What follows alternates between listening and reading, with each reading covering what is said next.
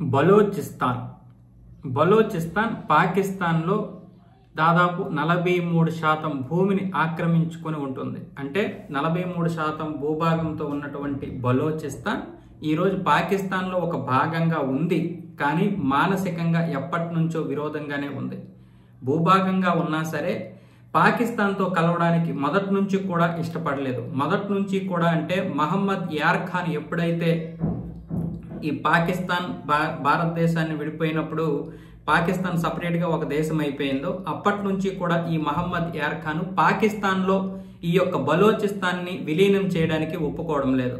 ఎందుకంటే అంతకుముందు బలోచిస్తాన్ అనేది స్వతంత్రంగా ఒక రాజ్యంగా ఉండేది. ఆ తర్వాత పాకిస్తాన్ని విడగొట్టినప్పుడు, పాకిస్తాన్ని భారతదేశాన్ని ఇక్కడ మన ముస్కర్లు విడగొట్టినప్పుడు అక్కడ బలోచిస్తాన్ పాకిస్తాన్తో కలవడానికి ఇష్టపడలేదు, విలీనం అవ్వడానికి ఇష్టపడలేదు. ఇక్కడ హైదరాబాద్ రాష్ట్రం ఎలాగైతే మన దేశంలోకి విలీనం అవ్వడానికి ఇష్టపడలేదో అదే విధంగా బలోచిస్తాన్ కూడా పాకిస్తాన్లో విలీనం అవ్వడానికి ఇష్టపడలేదు, భారతదేశంతో కలవడానికి ఇష్టపడింది. లేదనుకుంటే మమ్మల్ని ఆఫ్ఘనిస్తాన్లోనైనా కలపండి, లేదనుకుంటే స్వతంత్ర దేశంగా మాకు కూడా ఒక స్వయం ప్రతిపత్తిని ఇవ్వండి అని బ్రిటిష్ వారిని ఆ రోజు మాట్లాడితే, ఆ రోజు అందరితో మాట్లాడితే ఇక్కడ పాకిస్తాన్లో ఉన్నటువంటి కొంతమంది మేధావులు, జిన్నాకి సంబంధించినటువంటి ఆ జిన్నా వర్గానికి చెందినటువంటి వారందరూ కలిసి పాకిస్తాన్ నుండి బలోచిస్తాన్ ప్రాంతం వచ్చి మొత్తానికి మహమ్మద్ యార్ ఖాన్ యొక్క తిరుగుబాటుదారుల పైన దాడులు చేసి చివరికి ఒప్పించారు పాకిస్తాన్లో విలీనం అవ్వడానికి. పైగా మేము భారతదేశంలో కలిసిపోతాం అన్నప్పుడు నెహ్రూ గారు కలవనివ్వకుండా ప్రణాళికలు రచించారు. ఆయన కూడా కలవడానికి ఎట్టి పరిస్థితుల్లోనూ ఒప్పుకోలేదు. ఎందుకంటే జిన్నా, నెహ్రూ, గాంధీ వీళ్ళందరూ ఒక స్నేహితులు కాబట్టి భారతదేశానికి ఆ విధంగా నష్టం జరిగింది. సరే, అది పక్కన పెడితే 1948లో బలోచిస్తాన్ పాకిస్తాన్లో విలీనం అయిపోయింది. కానీ అప్పటి నుంచి కూడా పాకిస్తాన్తో కలవడానికి ఇష్టపడలేదు. అంటే ఉంది భూభాగం పరంగా లేదా పాకిస్తాన్ పరంగా ఒక దేశం పరంగా పాకిస్తాన్లో భాగంగానే ఉంది, కానీ ఇష్టపడలేదు. ఆ పరిపాలనకి ఇప్పటికీ ఇష్టం లేదు. చివరికి ఎప్పటి నుంచో 1948లో విలీనం అయిపోయిన తర్వాత మళ్ళీ 1967, 68 ప్రాంతంలో కూడా యుద్ధాలు చేసింది. మేము సపరేట్గా ఒక దేశంగా ఉంటాము, మమ్మల్ని విడగొట్టండి, మేము పాకిస్తాన్తో కలిసి ఉండము అని భారతదేశ సహాయం కూడా తీసుకుంది. కానీ అప్పుడు కుదరలేదు. ఆ తర్వాత 1971లో తూర్పు పాకిస్తాన్గా ఉన్నటువంటి బంగ్లాదేశ్ని భారత సహాయంతో అక్కడ బంగ్లాదేశ్గా ఏర్పాటు అయింది కదా. ఎప్పుడైతే భారతదేశం సహాయంతో బంగ్లాదేశ్ ఏర్పాటు అయిందో, అయ్యా భారతదేశం వాళ్ళు మమ్మల్ని కూడా ఒకసారి చూడండి, మేము కూడా పాకిస్తాన్తో ఉండలేకపోతున్నాము, మేము కూడా పాకిస్తాన్తో విడిపోతాము అని అన్నప్పుడు భారతదేశం మళ్ళీ ఇందిరాగాంధీ సమక్షంలో చూడలేదు. ఆ తర్వాత 2000వ సంవత్సరంలో ఇక్కడ బలోచిస్తాన్ లిబరేషన్ ఆర్మీ అనే ఒక మిలిటెంట్ సంస్థ తయారైంది. ఎందుకంటే ఈ మిలిటెంట్ సంస్థ కంటే ముందు అనేక యుద్ధాలు, అనేక దాడులు చేస్తే అందులో చాలా మందిని పాకిస్తాన్ ఆర్మీ మట్టుబెట్టింది. చివరికి ఈ విధంగా ఒక సంస్థగా తయారవ్వకపోతే మనం గనక ఖచ్చితంగా బలోచిస్తాన్ని సపరేట్ దేశంగా చూడలేము. ఇకపోతే మనం ఎందుకు బలోచిస్తాన్ని సపరేట్ దేశంగా చూడాలనుకుంటున్నాము అనేది కూడా అక్కడ ఈ బలోచిస్తాన్ లిబరేషన్ ఆర్మీ వారి యొక్క ప్రజలకు తెలియజెప్పింది. దాదాపు 1.5 కోటి ఉన్నటువంటి బలోచిస్తాన్ ప్రజల్లో అక్కడ ఇప్పటికీ పేదరికమే ఉంది. ఇప్పటికీ అక్కడ సంస్కృతి సాంప్రదాయాలు సరిగ్గా లేవు. నిజానికి ఈ పాకిస్తాన్ ఏదైతే ఉందో ఈ బలోచిస్తాన్ లో ఉన్నటువంటి ఖనిజ సంపదని తీసుకుని ఈ పాకిస్తాన్ ఇప్పటికీ కూడా బ్రతకగలుగుతోంది. పైగా ఇక్కడ ఉన్నటువంటి ఖనిజ సంపదని చైనాకి అమ్మేస్తుంది. ఈ చైనాకి ఒప్పందం చేసుకోవడం వల్ల బలోచిస్తాన్ ప్రజలకి నచ్చడం లేదు. బలోచిస్తాన్ లిబరేషన్ ఆర్మీ కూడా దీన్ని వ్యతిరేకిస్తూ వచ్చింది. మేము ఇప్పటికీ పేదరికంలోనే మగ్గిపోతున్నాం, మేము ఇప్పటికీ కూడా తినడానికి తిండి లేని పరిస్థితుల్లో ఉన్నాం, మా చదువులు బాగోలేదు, మా బ్రతుకులు బాగుపడలేదు. అలాంటప్పుడు ఇక్కడ ఉన్నటువంటి ఖనిజ సంపదని మీరెందుకు అక్కడికి తీసుకుపోయి పైగా చైనాకి ఎందుకు ఇస్తున్నారు? చైనా మన దగ్గర మొత్తం దోచుకున్న తర్వాత మనకి వీపు చూపిస్తుంది, దయచేసి చైనాని నమ్మకండి అని పాకిస్తాన్కి చెబుతూనే పాకిస్తాన్ మా దగ్గర ఉన్నటువంటి ఖనిజ సంపదని తీసుకోవద్దు అంటూ అనేక యుద్ధాలు అయితే చేసింది ఈ బలోచిస్తాన్ లిబరేషన్ ఆర్మీ. ఈ బలోచిస్తాన్ లిబరేషన్ ఆర్మీని అణచివేయడానికి 2006లో అనేక విధాలుగా ప్రయత్నాలు చేశారు. అనేక విధాలుగా చేయడంతో పాటు అందులో ముఖ్యమైనటువంటి ఇద్దరిని చంపేయడం జరిగింది. దాంతో బలోచిస్తాన్ ఆర్మీ వచ్చేసి కొంతవరకు తగ్గింది. తగ్గడము అంటే దాని యొక్క కార్యక్రమాలు చాలా వరకు ఆపగలిగింది. దాంతో ఈ బలోచిస్తాన్ ఆర్మీ ఏదైతే ఉందో లిబరేషన్, అదే BLA ఈ బలోచిస్తాన్ లిబరేషన్ ఆర్మీ పూర్తిగా కనుమరుగయ్యింది అని పాకిస్తాన్ అనుకుంది. కానీ ఆ తర్వాత తన బలాన్ని పుంజుకొని మళ్ళీ మరొక ఆర్మీని సిద్ధం చేసుకొని మళ్ళీ దాడులు చేయడం మొదలుపెట్టింది. ఇక అప్పటి నుంచి పాకిస్తాన్ మీద చేస్తున్నటువంటి దాడులకి పాకిస్తాన్లో అనేక మంది ప్రజలు చనిపోవడం, అనేక విధాలుగా ఆస్తి నష్టం కూడా జరిగింది. దాంతో ఏమీ చేయలేనటువంటి పాకిస్తాన్ ఈ బలోచిస్తాన్ లిబరేషన్ ఆర్మీకి ఉగ్రవాద సంస్థ అని బిరుదు కూడా ఇచ్చింది. దాన్ని ఉగ్రవాద సంస్థగా గుర్తింపు తెచ్చింది ప్రపంచవ్యాప్తంగా. అయితే వాళ్ళు ఏమంటారంటే, మేము వేర్పాటువాదులం, మాకు సపరేట్గా ఒక దేశం కావాలని ఉద్యమం చేస్తున్నాం తప్ప మేము ఉగ్రవాద సంస్థలం కాదని చెప్తున్నాయి. అయితే ఎప్పుడైతే ఇప్పుడు మోదీ గారు వచ్చారో, మోదీ గారు 2014లో అధికారంలోకి వచ్చిన తర్వాత మళ్ళీ బలోచిస్తాన్ ఆర్మీ పాకిస్తాన్లో దాడులు చేయడం మొదలుపెట్టింది.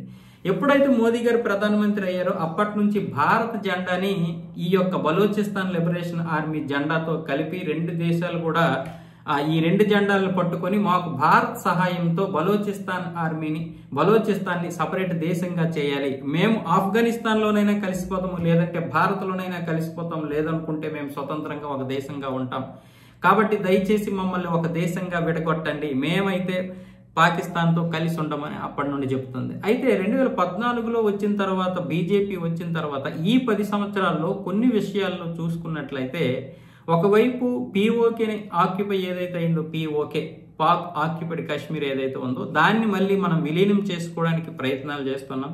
బలోచిస్తాన్ కూడా సపరేట్ దేశంగా తయారవడానికి కూడా అన్ని విధాలుగా ప్రణాళికలు రచిస్తున్నాం.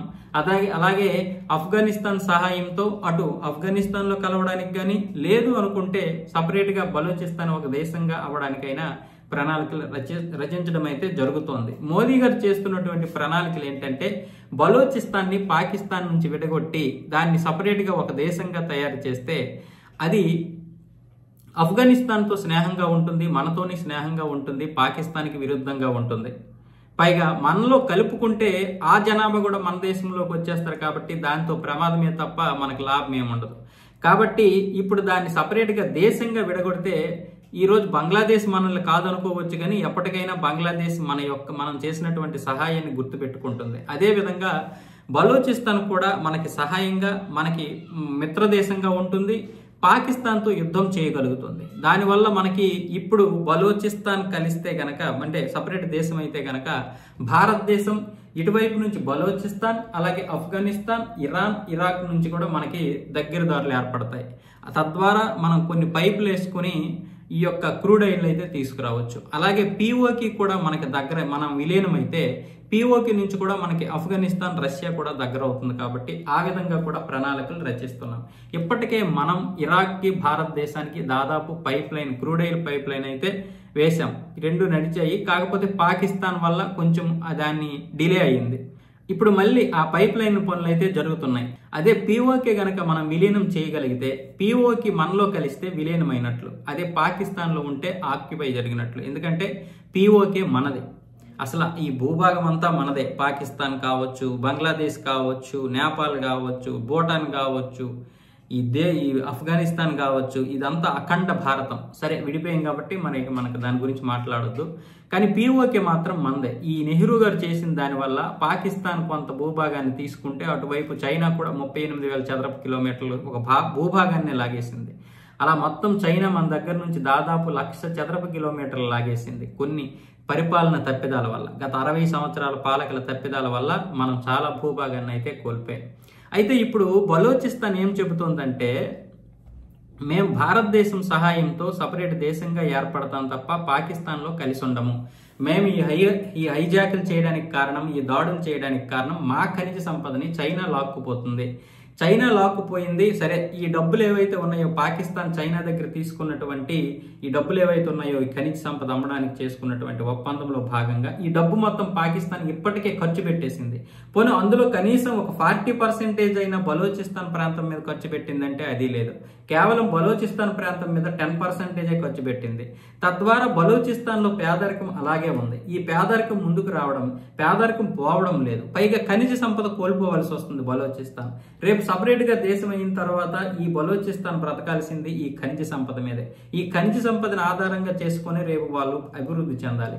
ఈ ఖనిజ సంపద మొత్తం పాకిస్తాన్ చైనాకి అమ్మేస్తుంటే చైనా ఉన్నదానికంటే కూడా కొనుక్కుని ఏదైతే ఒప్పందం చేసుకుందో ఒక కాంట్రాక్ట్ పద్ధతిలో దానికి మించి, అంటే పరిమితులు మించి లేదా లిమిటేషన్ మించి మరి ఆ యొక్క గనుల్ని తవ్వేస్తుంది. దీనివల్ల కూడా బలూచిస్తాన్ ఈ విధంగా నష్టపోవడం వల్ల బలూచిస్తాన్ లిబరేషన్ ఆర్మీ వచ్చేసి ఈ యొక్క హైజాకులు చేయడం, ఈ విధంగా దాడులు చేయడం జరుగుతోంది.